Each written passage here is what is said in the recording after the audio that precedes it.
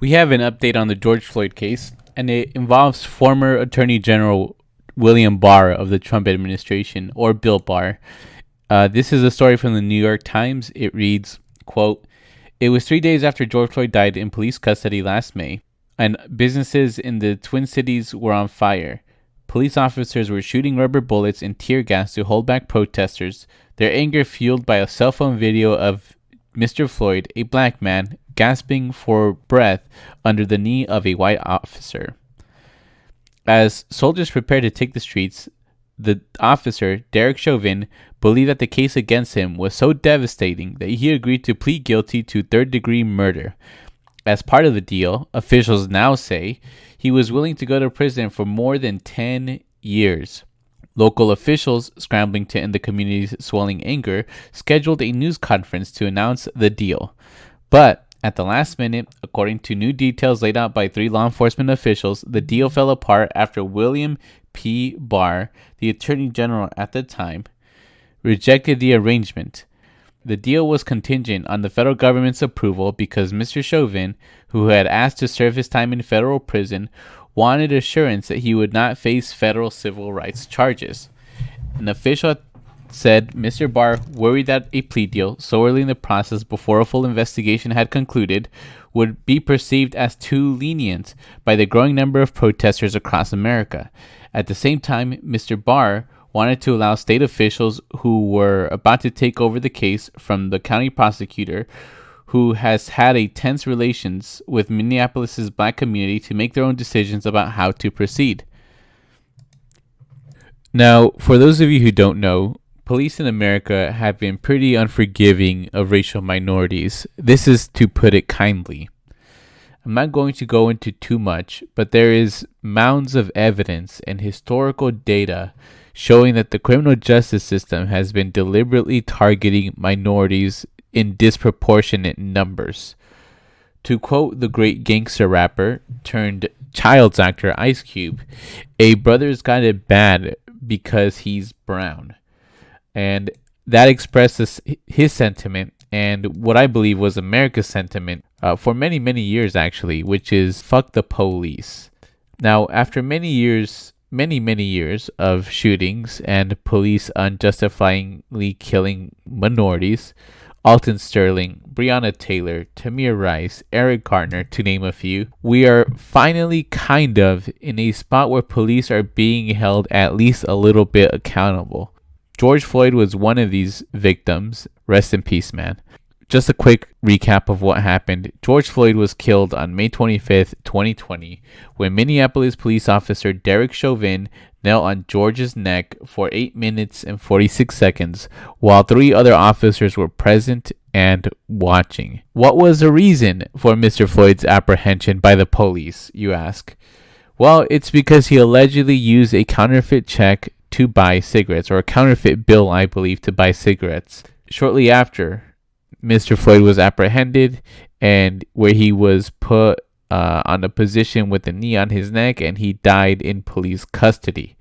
Shortly after George Floyd's death, the United States, the world protested for justice to hold Derek Chauvin and his fellow officers accountable. Chauvin was arrested, was let out of jail on $1 million bond, and is now looking forward to a trial by jury of 12. Here is where the story leads us.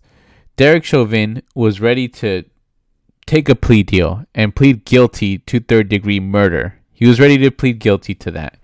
He was ready to take the plea deal and go to federal prison for more than 10 years instead of facing a jury of his peers. Chauvin wanted this deal because he would be doing his time in federal prison, not state prison, and wanted to avoid federal charges. This is where the former Trump-appointed Attorney General Bill Barr comes in.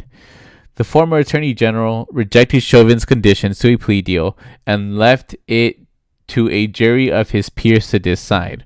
Or more specifically, he left it to the state government to decide. First off, I have to say I'm glad we're at a point where we finally started prosecuting at least some police officers for the deaths of innocent people. I'm not saying that the police brutality problem is solved, because it's not. And I'm not even saying that we are prosecuting all police officers that we should who have killed unarmed people. But it's a start. It is a start. We definitely need police reform that would help prevent the deaths of innocent people at the hands of police.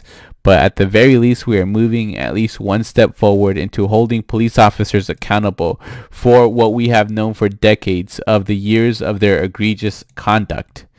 Secondly, I'm glad that Bill Barr himself did not agree to the plea deal. And he didn't take it. He did not take the plea deal because of public pressure. That's what he said in the article himself. This tells me that as long as we band together and put pressure on our public officials, that we can actually make the changes that we want to see in the world. Having police reform is now a mainstream talking point among public officials and also Democrats. You know, you have adversaries who say that Black Lives Matter, they're violent, we don't know what they stand for, so on and so forth. You will always have the people who are trying to smear you when you are trying to change the world for the better. Because certain people have a vested interest in the system as it stands. Do not let them deter you. Do not let them stop you from doing what you're doing and forcing the world, forcing the Attorney General, forcing the Minneapolis police, and forcing other police departments from holding their own accountable for their egregious actions. Murder, I'm going to say, for in some cases. I am looking forward to Derek Chauvin's trial on March 8th, 2021 for many reasons. That's less than a month away, guys. So the first reason is because, again, we're finally holding people accountable. In a way, this is going to be like the OJ case of today, because it's going to have large implications about minorities' interactions with the criminal justice system in society, in our society. Now, I'm not going to equate this to the OJ case based on what happened, because there's a lot of speculation as to whether OJ killed somebody and got away with it. That's completely different from a police officer killing an unarmed minority. Totally different things. But I'm equating it to the OJ case in a way where it's going to help our society kind of draw a line in the sand of where we are.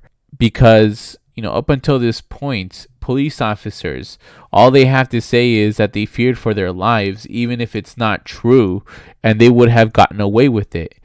Thankfully, we've had body cams, capture such egregious actions by police officers where we've actually been able to challenge them on that. I think that there's no way that Derek Chauvin is going home after this trial. He would have pleaded guilty. I know that's not admissible in court, but I think he understands how infuriated the city of Minneapolis is with him. I don't think he's going home. I'm going to watch the trial the whole way, and I'll try to keep you guys updated with what went on. Openings, closings, cross-examinations, and direct.